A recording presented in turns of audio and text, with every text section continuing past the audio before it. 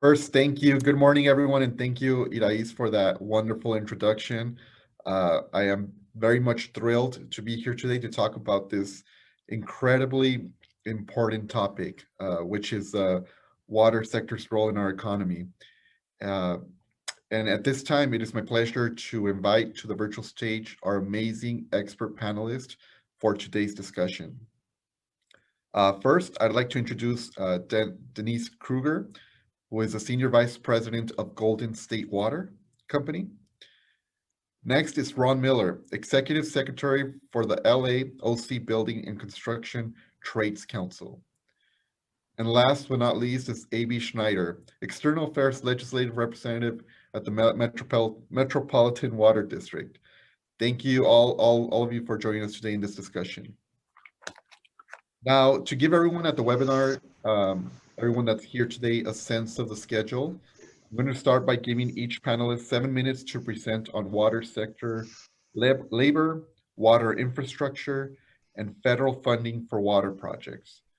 From there, we'll jump into what will be an amazing conversation, and then we'll wrap up with some Q&A from the audience. So if any questions or comments come up for you during the discussion, please feel free to type them out using our Q&A button. With that, let's get started. So first, we're gonna have Ron Miller, who is the Executive Secretary of the LAOC Building and Construction Trades Council. And I'm gonna ask all other panelists to please turn off your cameras and microphones. And as soon as we do that, Ron, feel free to begin your presentation. All right, well, thank you. I'm Ron Miller. I'm an Executive Secretary of the LA and Orange County Building and Construction Trades Council. We represent 140,000 skilled and trained men and women in the construction industry within LA and Orange County.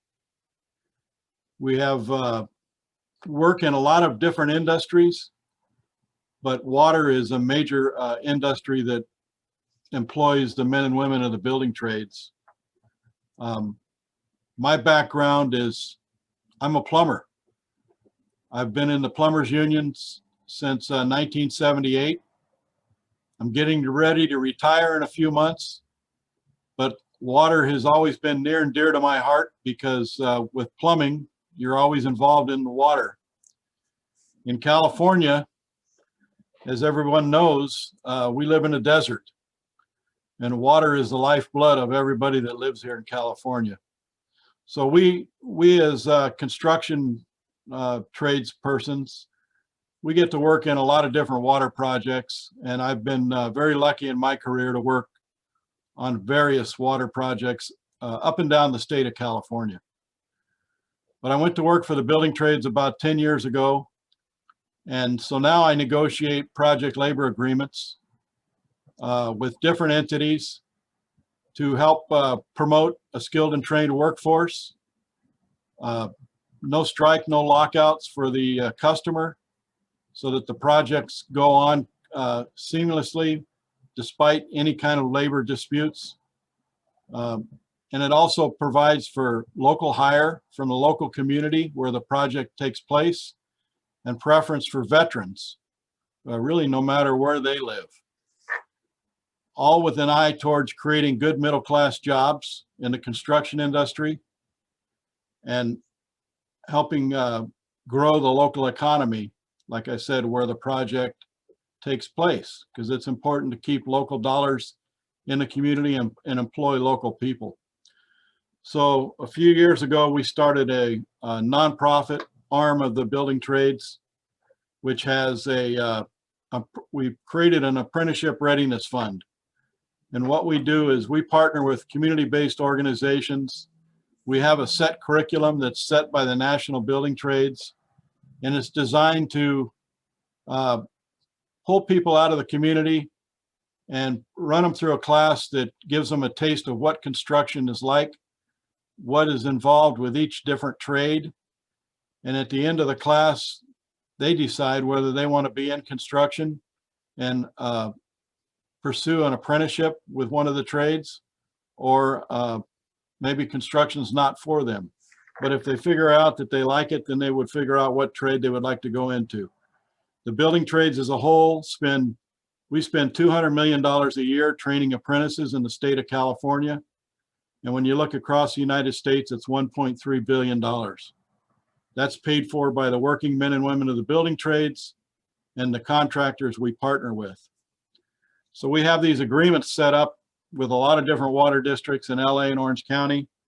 Just to name a few, the city of LA is a big one with their Board of Public Works. We do all the work at the Hyperion Water Treatment Plant, Central Basin Water District, Long Beach Water District, West Basin, the Water Replenishment District. We just signed a new agreement for a brackish water project last week. And we are in talks with the Metropolitan Water District for a project labor agreement that's going to cover multiple counties in Southern California. So I'll give you some numbers as to what we're doing here with the Apprenticeship Readiness Fund. We put these classes on, and between 2016 and 2021, we had 2,680 people enroll in the class. Out of those classes, 2,350 graduated, and the completion rate is 87% completion for all race, ethnic backgrounds. Next slide, please. Of MC3 graduates from all the programs, 79% are people of color. And of the LA Orange County graduates who have been accepted and placed into union apprenticeship programs, 91% are people of color. And out of the total of graduates, 17% were women. And that's a good number, some people would think, but it's never enough. Across the building trades in the United States, we have about 2% women in our industry. There's room for more women, and we're actively pursuing it with these classes. Total placement between 2016 and 2021, 17% were women, 83% were males. Next slide, please. And this number is a little bit dated. It could be updated. It's probably closer to about 875 total placements into good middle-class apprenticeship programs. And it didn't happen just within one or two trades. It happened across 29 different local unions. So everybody is pursuing these candidates for their apprenticeship programs because we want the best. And it's hard. The apprenticeship programs run 3 to 5 years long, and most of them, all of them work during the day and go to school at night or on the weekends. So it's an arduous task to complete an apprenticeship program, but it leads to a good middle-class career. I can tell you that the plumbers where I come from, we take a young man or young woman from the community. They start out at over $20 an hour plus benefits. And at the end of their 5-year apprenticeship program, they're making $70 an hour. That's with benefits for their family and a modest pension at the end of 25 or 30 years in the trade. Next slide, please. And these are a couple of spotlights of folks that have come out of our program. Next. So Jose Victorio, he was a candidate from Santa Ana College, and he graduated from the MC3 program in 2020. He was formerly incarcerated beginning at the age of 15. He was released from prison at 26 years of age. He's 29. He'd never driven a car or never had a job. Heard about the trades at a career fair while he was incarcerated. And when he got out, he went after a job in a warehouse, making 13 bucks an hour. Didn't quite work out. He found the trades. He went through the MC3 class, and now he's a fire sprinkler apprentice working in the trades. And he's got a second chance, and he's doing good. Next. Nancy Quintero. She came out of the Winter organization, which is a program we sponsor. It's women in non-traditional employment roles. She went through the program, and now she's working as a carpenter, doing drywall on a County of Los Angeles project at one of the community workforce agreements with the county at Rancho Los Amigos Rehabilitation Center that we're modernizing. Next. Marisol de Santiago. Her husband is a non-union plumber. She found the MC3 program. She's now working at LAX on, we've done about $25 billion worth of work at LAX. A lot of the work will be done before the Olympics. She's now working out there, and word has it she makes more than her husband now, and she's just an apprentice. But she's on her way to a well-paying, middle-class, blue-collar career. So next slide, please. These are some of the programs that we partner with in the LA and Orange County area. And some are community-based organizations, some are community colleges. And so these agreements that we negotiate, these are included in the agreements. Language to provide training for the local community, and for this curriculum to be used, all we ask is that we have to have a pathway to a career. And these projects, major projects that water districts do, or cities or school districts do, they provide that pathway. So that's why the partnership is so good. Next slide. That's it, I think. All right. So that's in a nutshell. I wish I had more time, but I could talk about this for hours, but we are in a community. We value our partnerships with the water districts, and we're there to supply a good, skilled, and trained workforce for the projects and the community. Thank you. Thank you, Ron, for that presentation. It was a wealth of information, and I have so many, questions to ask you, but we'll eventually get to that. But at this time, I want to move on to our next panelist, who is Denise Kruger, and she is a Senior Vice President of Golden State Water Company. So Ron, please feel free. Well, you already turned off the microphone and the camera. Denise, go ahead and unmute yourself and feel free to begin. Thank you. Terrific. Thank you very much. And thank you so much, everyone, for the opportunity to be here with you all this morning. Thank you, Brian. Might as well get to the next slide. I'm going to talk this morning about water infrastructure in particular, and how it will help the communities with our economic recovery here in the state. Real quick, a little background about Golden State Water Company. We are a subsidiary of American States Water. We own and operate 37 different water systems all over the state. So from as far north as Clear Lake, all the way down south to the communities of Calipatria and Niland. So we have over 260,000 service connections, and we serve, like I said, all over the state. So we have some very large systems, over 50,000 connections, some very small systems. Our smallest is about 75 connections.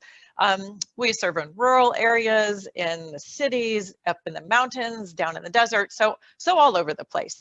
And with that, we have a really proud history of infrastructure investment and excellent customer service. And as we all know, water, gosh, you cannot talk about water without talking about sustainability. So we're going to talk about all of these things this morning. So Brian, if you could go to the next slide, that would be great. So, talking about infrastructure, and I think about infrastructure and investment in water, and I call it my triple win. What I mean by that is it's a win for our customers, it's a win for our communities, and it's a win for our economy. So I'm going to talk a little bit about each one of these wins this morning. So the first one is a win for customers. Why is infrastructure investment a win for customers? Well, first and foremost, the most important thing any water utility does is providing high quality water.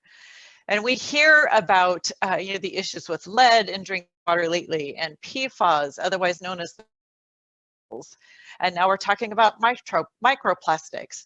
And so dealing with these contaminants in our drinking water, it takes infrastructure, it takes treatment plants, and that is really the number one thing that we have to do no matter what is going on in the economy, is to provide high quality water for our customers. And then the second win for our customers is investing in infrastructure assures reliable service, meaning they have water at the tap all the time. Through COVID, people ran out of toilet paper, but they didn't run out of water. And that is so important, and that takes infrastructure. So investing in our water infrastructure is really a huge, huge win for our customers. If you can go to the next slide. The second win I'd like to talk about is a win for our communities. The first bullet point here, talking about leaky pipes, right? Pipes do not last forever. We might like to think that they will, but they don't. They frankly don't even last 100 years. But when you hear about pipeline replacement programs throughout the state, many utilities don't replace their pipes maybe once every 400 years, 300 years. And so you get water leaks. And that is really bad for the community. Improving our pipeline infrastructure also improves our fire flow capability. We heard already about the impacts of fires in California. They're not going away. And so investing in water infrastructure improves fire flow capability for the local community. And that is really important. And I just want to mention briefly, the disruption that occurs when you run things to failure. So the cost of running to fail is very high. If you think about a pipeline break, you're going to have damage to the streets, damage to the sidewalks, damage to private property, potentially driveways and things like that. So communities deserve better, right? They don't deserve these unanticipated disruptions that come from failing to invest consistently in our water infrastructure. Next slide, please. So the third win that I like to talk about is the win for the economy. And that's really a bit of our focus here today, right? So talk about investing in infrastructure is a huge win for job creation. There's a great study that I suggest everybody look up. It's called the value of it's called the economic benefits of investing in water infrastructure. It was done by the Value of Water campaign, and I put a link to it in the slides. So I think if these slides are made available to everyone, if you just click on the link at the footnote, it will take you right to that report. And it's a great, great summary of all of the economic benefits of investing specifically in water infrastructure. One of the key takeaways from this report that I found was the huge job creation that comes from investing simply in water infrastructure. And you might not think about it, but it talks about the $220 billion need, nationwide on an annual basis to keep up with our water infrastructure. And that translates into 1.3 million jobs. So taking that down to sort of a state level, where we're talking about, $1 billion in infrastructure needed on a statewide basis annually, 1.3 is a number that's thrown around, anywhere in that neighborhood. That's 29,000 jobs created just in California alone by keeping up with our water infrastructure. There's a lot of downstream economic wins as well. So if you think about these jobs that are created for the workers that are, working on the infrastructure, there's also material creations and the workers that are creating the materials. There's jobs created there, there's economic value there. Other downstream factors, those workers, now have their income, and that builds up economic support in the communities in which they live and work. So it's just a huge win for the economy in general. A point that I want to make for Golden State, and I know this is the fact for a lot of the utilities, we like to focus our spending on local and diverse vendors, which is a huge boost specifically to the local economy. So it really brings it home, if you will. So I put some statistics up on the slide about our successful diverse program. We like to fund and focus our spend on, like I said, the local vendors. We have a huge women, minority, disabled veteran, lesbian, gay, bisexual, and transgender business enterprises program, specifically to find those vendors in our local community and to specifically provide opportunities for them on our infrastructure programs. The latest statistic I have here, just from this year alone through April, our spend to these suppliers is over $13 million. So that's over 31% of our spend has gone to these diverse local vendors. And that is a huge boon for the local economy. I've listed on the right side of the slide some of the local business partners that we work with in this field.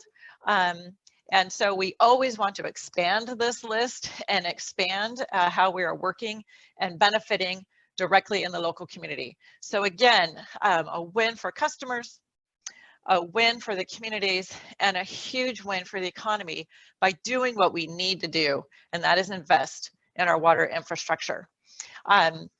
Just in closing, maybe the next slide, just a few more pictures of the kinds of projects that happen in water infrastructure. I know we often think about water infrastructure just being pipe in the ground, but as you heard from the trades before, in water, we touch pretty much everything, right? So not just pipeline in the ground, but you saw the pictures of the treatment plants before, pictures of reservoirs, electrical work. So the water infrastructure hits a lot of different trades, provides a lot of different jobs for a lot of different people, and is great for the economy, and is really going to play, I think, a very strong role in California's recovery. So you can tell I'm kind of passionate about this, and I'm happy to take any questions. I think we'll have maybe a Q&A afterwards, but I look forward to answering your questions. Thank you. Thank you, Denise, for that, for your presentation. Fabulous stuff, great stuff in there. And we'll move on. Yeah, we'll definitely have a Q&A after all the presenters. And next up is A.B. Schneider, who is the External Affairs Legislative Representative at the Metropolitan Water District. So go ahead and turn on your mic and turn on your video. Go ahead. Thank you. Good morning. Hopefully you can all hear me. I'm just having a bit of computer problem, but I think we got it. Yay. It's a pleasure to address you today, and I appreciate this opportunity. I have a lot to cover, so I'm really just going to jump right into it. If you could change the slide, please. I was asked to speak about federal funding for water infrastructure projects, and I'll begin my talk with discussing the American Rescue Plan Act, or what I refer to as ARP. It should hopefully be the last COVID-19 relief package to become law. Fingers crossed, we're reaching the end of the pandemic. Hope. ARP was signed into law on March 11th and provides $1.9 trillion to help recover from the COVID-19 pandemic. I'm going to focus my discussion on ARP on the Fiscal Recovery Fund for state, local, and tribal governments. But really, there's so much in this legislation, I could speak for at least a half an hour on it. Next slide, please. The Fiscal Recovery Fund is a $350 billion fund administered by the Department of Treasury for state, local, and tribal governments. This funding has the potential to really be transformational and represents a once-in-a-lifetime investment by the federal government and local communities. The formula for distribution of this fund is set up so that the largest states receive the most funding. So for once, California comes out on top. We will receive more funding than any other state in the nation. The state of California is allocated $27 billion. Counties in California, approximately $7.7 billion. Metropolitan cities, or those with populations greater than 50,000, will receive approximately $7 billion. And other non-entitlement units of local government, such as towns and villages, will receive approximately $1.2 billion. The state will receive its funds all at once, and all other forms of local government will receive their funding in 2 tranches, 50% starting this month, 4 to 5 business days after applying to the Department of Treasury, and the balance approximately 1 year later. Governments that receive this funding have the ability to transfer it to special districts. I know special districts would have liked to receive direct funding, and ARP does not provide this. However, ARP is a huge improvement over previous COVID-19 relief packages in that there is clear language allowing the transfer of funds to special districts. Next slide, please. The Fiscal Relief Fund is designed to both help with recovery from the pandemic and stimulate the economy. The fund can be used for four main purposes: to respond to the COVID-19 public health emergency and its negative economic impacts, offset losses in revenue, provide premium pay to essential workers, or make necessary investments in water, sewer, and broadband infrastructure.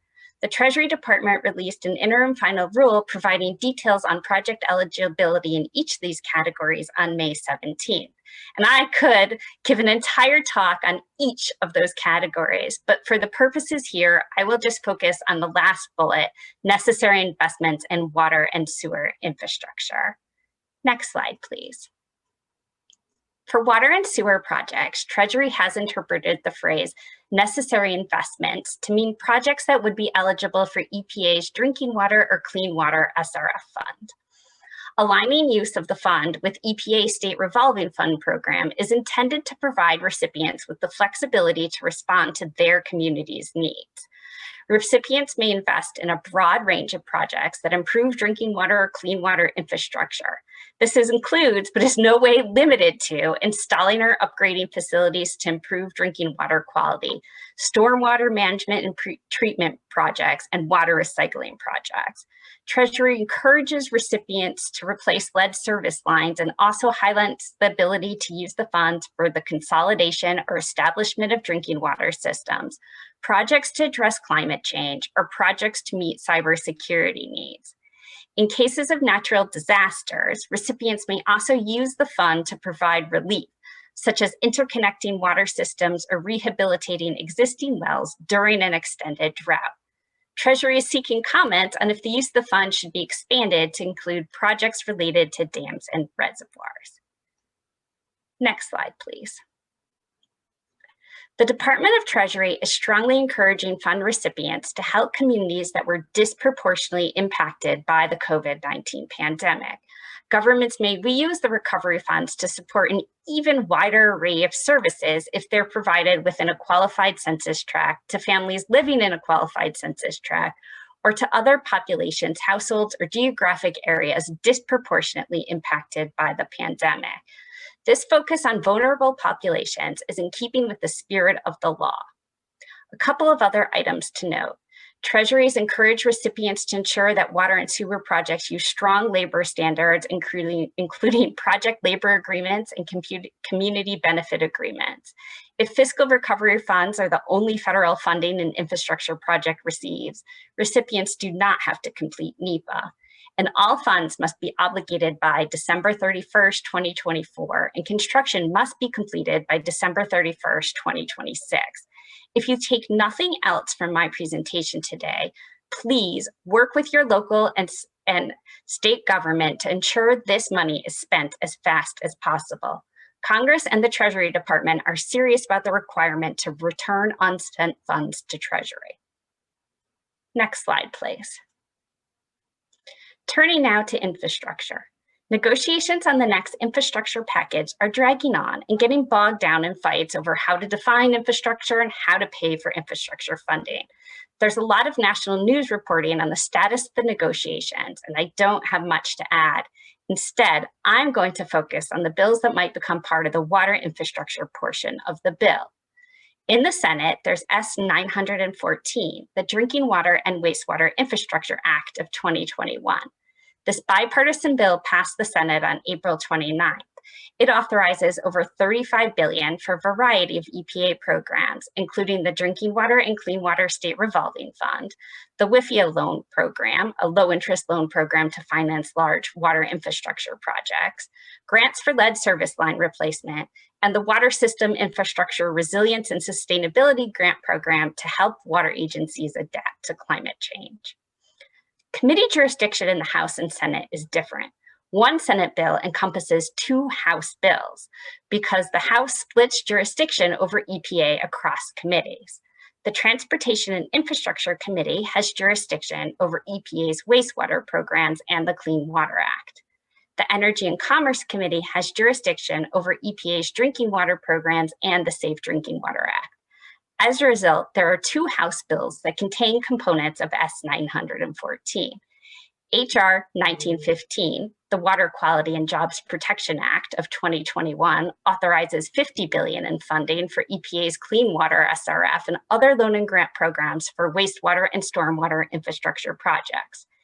H.R. 1848, the Leading Infrastructure for Tomorrow Act, authorizes $50 billion in funding for EPA's drinking water program, including the Drinking Water State Revolving Fund, grants for lead service line replacement, and PFAS remediation.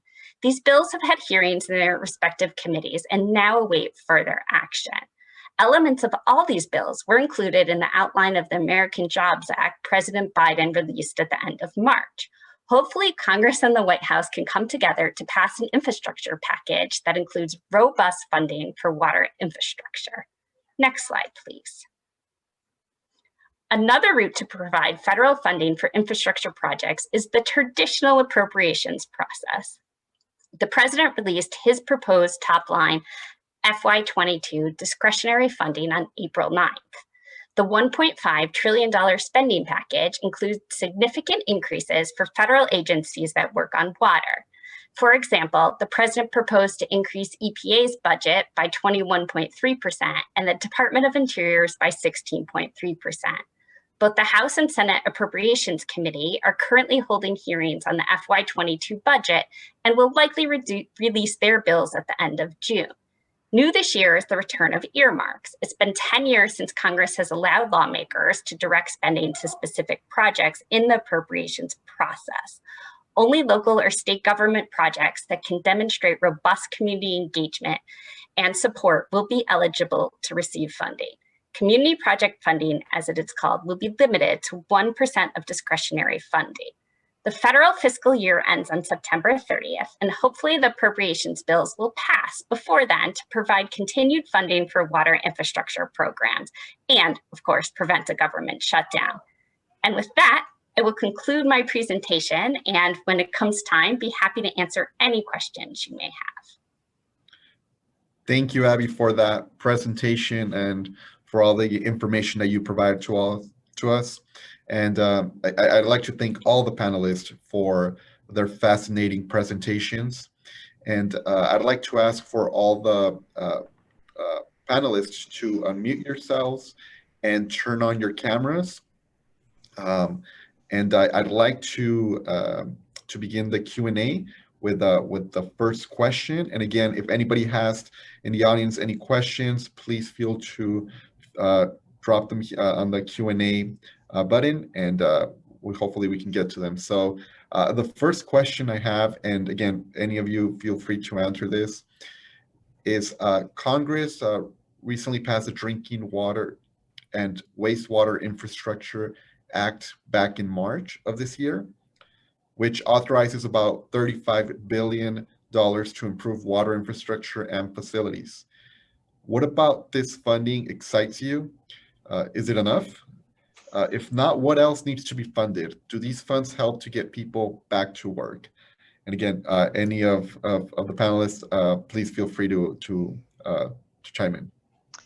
Well, I'll start if that's okay, because it definitely excites me. I think one of the things that excites me the most about it is that, you know, the more federal funding that is available this way, the less funding has to come directly out of the consumer's pocket right away to pay for this needed infrastructure. And you know, your question was, is it enough? No, it's not. And if you look at that Value of Water campaign report, and I think I quoted a $220 billion number, you know, the infrastructure need is just huge in the United States in water. We have fallen very far behind in keeping our water infrastructure up to speed across the nation. So it's certainly not enough. So I get very excited about any little bit that comes down from the federal government. And every dollar of infrastructure does translate into jobs, job creation, and job opportunities. And while the money might be coming from the federal level, those jobs are going to be local. you know, when we use local vendors and local contractors to do the work, local employees, it does, you know, sort of doubles your money, if you will, when it comes to using this money in water infrastructure. I'll just chime in quickly too, if that's okay. I talked about this bill in my presentation, and I too am excited about it. I would say that's just the Senate bill. The House has bills for more money. So you'll see the difference. And I always like the bills with more money better. And if I had to make it better, I would always put more money in for grants, particularly for smaller communities and things, because it's often hard and the application process for the loans can be quite difficult. So that would be my area of improvement. I'd just like to add, Denise said earlier that water lines don't last 100 years. And I would agree with her. And I've always heard in the past about wooden pipe. And I really didn't believe it until a couple of years back. And I've actually got to lay my eyeballs on a piece of wooden pipe that was just taken out of the ground and it was still in service. So we do have an ancient infrastructure, and this infrastructure bill that's being talked about and worked on in Washington could be the single biggest thing that all of us could do in our lifetime to make sure that our communities get up to date and stay safe, because water is very important to, as everybody knows with the pandemic, water has been very important to the health of the nation. So thank you. Thank you all for answering that question. There is a two-part question that was asked by one of the participants here in the conference. It's from Tonya Uranga, and she asked, apprenticeships are a great opportunity for the community to have a great job. How can we share this opportunity? And is there a contact for job seekers and institutions? And the second part of the question is, what is the most effective way to engage our elected officials in Sacramento? So again, if any of you would like to answer that question. So I did put answer the question in the chat box. I did put an email there, an information email that folks can reach out to and send an email, and the building trades will respond. Also, we have a very strong lobby arm in Sacramento as far as the building trades. And we work with a lot of different industries there to promote good jobs and good projects. We know the infrastructure has to be done in many different arenas, and it can't be one-sided. It has to be a mutual fund of projects to supply water for the state. Let alone Southern California. So you can reach out to the state building trades or the local building trades here in LA. And there's building trades up and down the state of California actually too. If you just look up the building trades, Google it, it'll come up with one in your area. You can reach out to them, and they're more than willing to work with anybody. Awesome. And I'll just add on to that too. I think I would encourage, as much partnerships between, the utilities like ours and the building trades and the other community groups. We work a lot with our local community groups and NGO groups to, to reach out to the community to fill jobs. So in the water industry, there's a tremendous opportunity for wonderful, wonderful careers, not just only on the construction side. Yes, we do obviously need to put pipes in the ground and build treatment plants, but we also have great jobs on the operations side. And so I would encourage, the local leaders to reach out to the utilities and say, what do you have available? We advertise on our website, and I think it just would help us to partner together to advertise more how many of these jobs are available and how we can reach folks in our community and put them to work. We have an internship program at our company as well, which is just a really good place to start. Thank you. I think I agree with everyone who's spoken, and I just want to echo, partnerships are the key also when you're reaching out to Sacramento. Those are very, very good way to go. So thank you all for that information, and I'm sure we'll be able to share some of those resources via the chat or send out an email for that information. And I think we might have one or two more questions available. And the next one is from another participant, Felipe Martinez. And his question is, as a state, we have a very large surplus of monies. Why don't we take 10% of that surplus to use as a one-time funding to address the water issue, since it does affect the whole state? Can we talk about a multi-pronged approach, both economically with our water needs, And again, anybody who feels they can answer a question, feel free to speak up. I think that one-time money is good, but we're in the predicament now with our infrastructure because there never has been a sustainable funding stream to keep the infrastructure up to date. As technology changes, and I've seen it in my career over 40 years in the plumbing industry and the building trades, technology changes and cities and counties fail to keep up with that, and it costs money. And so one-time money is good, but a steady funding stream is more important, I think. Great. Does anybody else have any other comments? I'll just agree with Ron. You know, it is great to have a grant, but we also have to focus on the ongoing costs of operating those treatment plants that have to be built, to the ongoing costs of your day-to-day maintenance that can't be ignored. And I will just have to say, I'm so grateful for the conversations that are happening now in Sacramento to use some of this surplus money.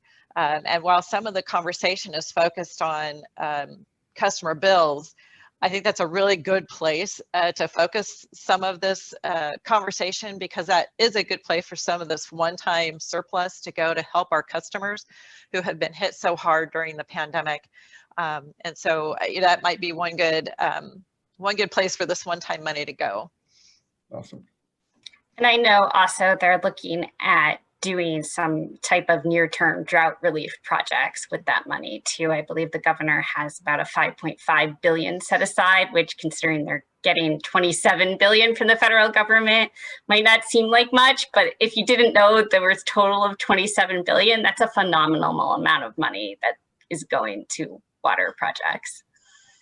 Thank you all for answering that question. We have room for one more question. So what employment gaps are there in the water sector? And what skills, training opportunities are there for those looking for work to gain the skills needed to enter into the sector? And what skills and training programs currently are missing? So feel free to answer that question. Well, great. I'm happy to start if that's okay. So the water sector is so interesting because it has a huge variety of employment opportunities. So for everything from the construction side to the operation side, engineering, accounting, communications, HR, it kind of encompasses everything. I think, I'm biased obviously because I work for a water company, but I think it is one of the best careers that anybody can get into. And I say that because, again, there's a multitude of opportunities, and water will always have a need. And so we really like to work with the communities because there are so many different variety of jobs in the water space. I would say where some of our greatest needs right now are really on the operations side. And it doesn't require a lot of skills to get started. In fact, we have entry-level operator positions where we train employees how to do the basics of meter reading, working on pipelines and things like that. So it doesn't, you can come in with no job experience at all and get started with a great career. There's also great opportunities in the local community colleges. They have specific water education programs for employees or potential workers to get certified, both on the distribution side of our business and on the water supply side of our business. And there's great resources at those community colleges for that. There's great resources with ACWA, with AWWA, and with CWA that provide educational opportunities for folks to jump in. So we can we can provide those links or some information to the participants for that, because it's a really, really good way for people to get into a career at the ground level and really have a job for life. Thank you. Well, I think that's it's about time to wrap things up, and definitely if we can share any of those that information on our chat, I think it'd be very beneficial to all the participants here. And once again, I want to thank all of our wonderful panelists for talking with me and everyone else here, and about infrastructure planning and all the great information that you all provided. It was an amazing conversation. Thank you all again for being here and for spending the morning with us. It was a great honor to share this panel with all of you. So I want to thank you all on behalf of everyone that was here. So